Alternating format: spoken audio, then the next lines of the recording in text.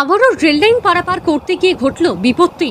ট্রেনের ধাক্কায় মর্মান্তিক মৃত্যু হলো এক মহিলার। ঘটনায় চাঞ্চল্য বাঁকুড়ার বেলিয়াতোড়ে।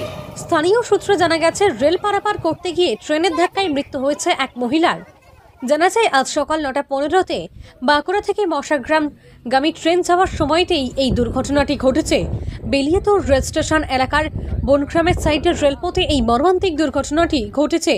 ট্রেন যাওয়ার পর স্থানীয়রা দেখে এক মহিলার রক্তাক্ত অবস্থায় পড়ে রয়েছে রেলপথে, সাথে শাড়ি, ব্লাউজ, জুতো, সাবান, সবজি পড়ে রয়েছে।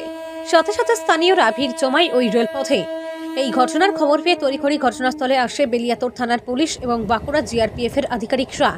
ওই মৃতদেহটিকে উদ্ধার করে বাঁকুড়া জিআরপিএফ এর পুলিশ নিয়ে গিয়েছে। খবর লেখা পর্যন্ত ওই মৃত মহিলার নাম, বয়স, বাড়ির ঠিকানা কিছুই জানা যায়নি। তবে এই ঘটনায় রীতিমতো চাঞ্চল্য ছড়িয়েছে বেলিয়াতোড় এলাকায়। এসে দেখলাম রেল লাইনের মাঝে এরকম পড়ে রয়েছে, হাত পা সব পুড়িয়ে গেছে। ঘটনা আছে, এসে দেখলাম যে পড়ে রয়েছে। এবারে সব বলছে কখনো কোথাও গাড়ি, তাও কিছু বোঝা যাচ্ছে না। আমরা সব আমাদের এখান থেকে মোটামুটি আমাদের বাড়ি প্রায় 1 কিলোমিটার দূরে। বাড়ি কিছু বুঝতে পারছি না কোথাও বটে। রেল পারাপার করতে গিয়ে সেরকম হয়েছে, হয়তো হতে পারে। সবজি রোজি পড়ে রয়েছে, বাজারটা গেছিল মনে হয়। আমার নাম দিলীপ সিং।